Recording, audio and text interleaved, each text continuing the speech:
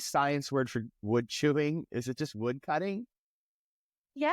Yeah. You literally just say wood cutting or wood chewing because like, it's such a weird thing to say. Like this animal like is adapted to just chewing wood. It doesn't eat wood, right? It eats, yeah, it eats the wood. It eats, yeah, just plant matter, all kinds of, yeah, more woody vegetation.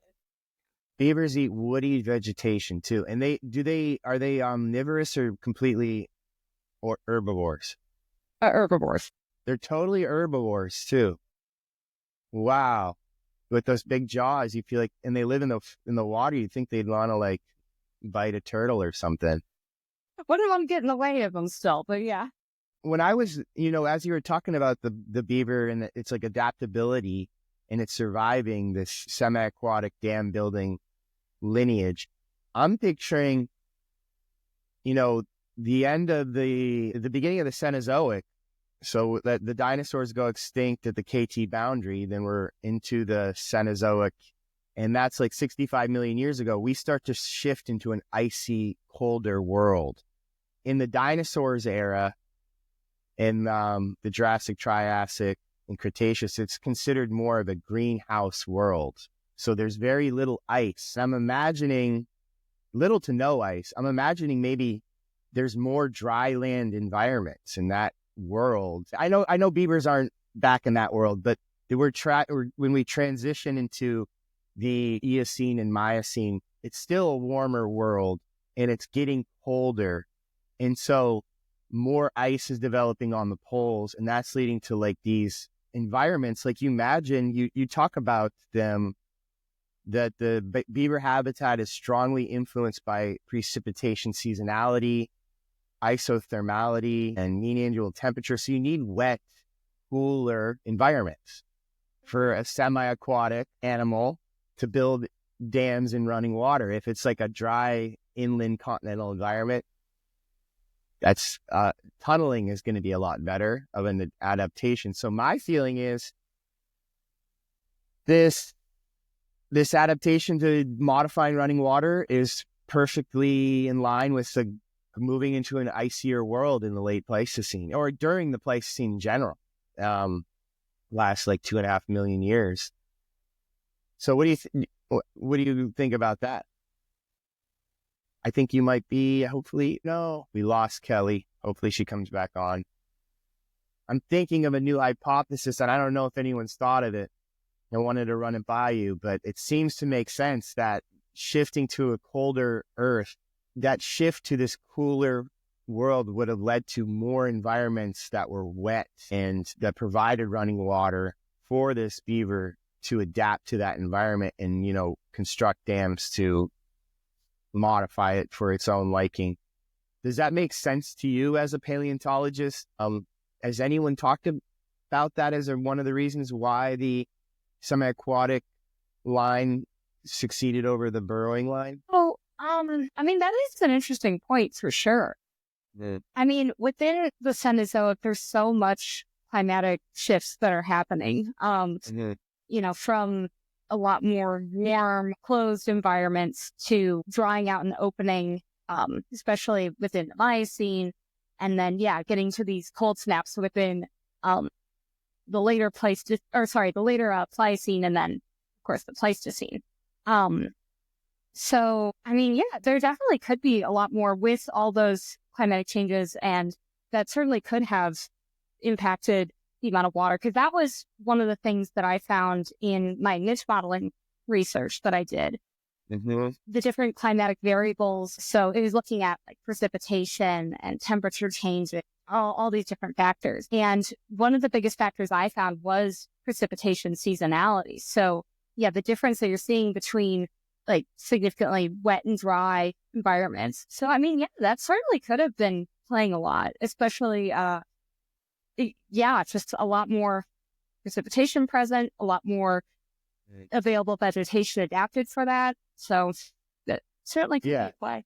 And climate, just as a reminder for people listening, think, climate's just one thing that's driving evolution, right? I guess that's, I think, an overlying factor, broad scale kind of, we call it maybe like a forcing on evolution, but like you're saying, if you look at fine scale climate variability over our recent geologic past, there's actually a lot of variability in there. And the Pleistocene, especially because it's characterized, at least in the last 500,000 years, by this shift between interglacials and glacial periods, about on 100,000 year time scales. And before that, it was like 40,000 year time scales. We would kind of move between interglacial and glacial. So there's always kind of climate's getting warmer or cooler and enforcing the environment to shift. But on the broad scale, like the 10 to 20 million year, broad trend is getting wetter overall. And like that seems to be, like you're saying, perfectly aligned with this beaver expansion. And the seasonality, that's interesting that you say seasonality. So the differences between June and December in terms of temperature and precipitation, sunlight. For those that aren't aware of what seasonality is, it's literally when you say high seasonality, what we're saying is the differences between the seasons are very different. That seasonality you're saying, so having a difference between winter and summer is important for beavers too. So why would that be? Well, that's the interesting question. Do they hibernate? Yeah. Beavers will go into their dens in the winter, and they'll hibernate down there, or at least kind of have be a little bit less active and just stay in their dens. Okay, so I wonder if that seasonality would definitely drive an adaptation towards hibernating or something close to that. Because the only animals that hibernate, off the top of my head, like bears, beaver, maybe some squirrels or something, they always do it during the winter, the cold season, and when food is low. Interesting. So that would be, beavers that, if it was in a tropical environment, less seasonality with less hibernation, I mean, would that potentially change how they adapt and evolve? I don't know. Well, yeah. I mean, it also impacts what they're foraging on, with their, with a lot of seasonality, especially by those rivers. If they're having a lot more deciduous trees, if they're having a lot more shrubs, if those are available in green, and just the woody vegetation in general, all kinds of cool factors. Now, if we go to like 20,000 years ago, humans are not in North America. How many beavers? Describe the situation with the beavers going on in America at that point. Yeah, so there used to be, my gosh, millions of beavers. I think estimates probably somewhere around maybe like 12 million beavers occupying North America. So, I mean, a significant amount compared to what we see today. But a lot of that was due to just hunting from the fur trade.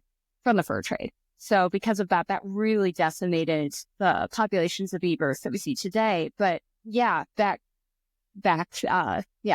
20,000 years ago, oh my gosh, there would have been beavers everywhere.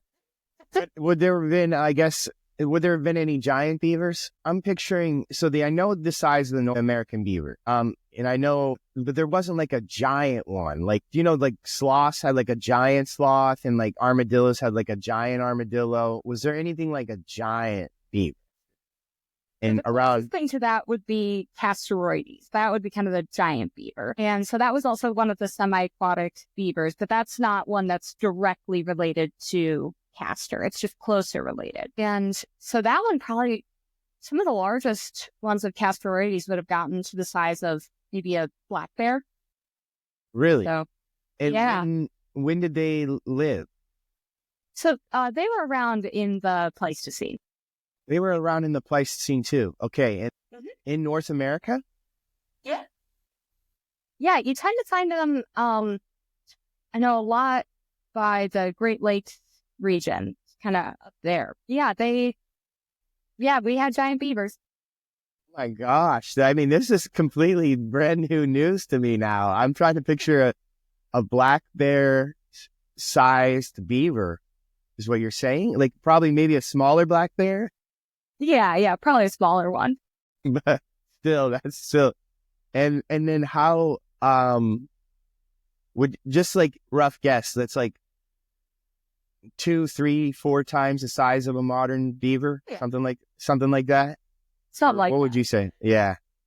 Yeah, This is the stuff that I think is fascinating is like, man, there would have been these giant mammals, like almost like exaggerated versions of what we see today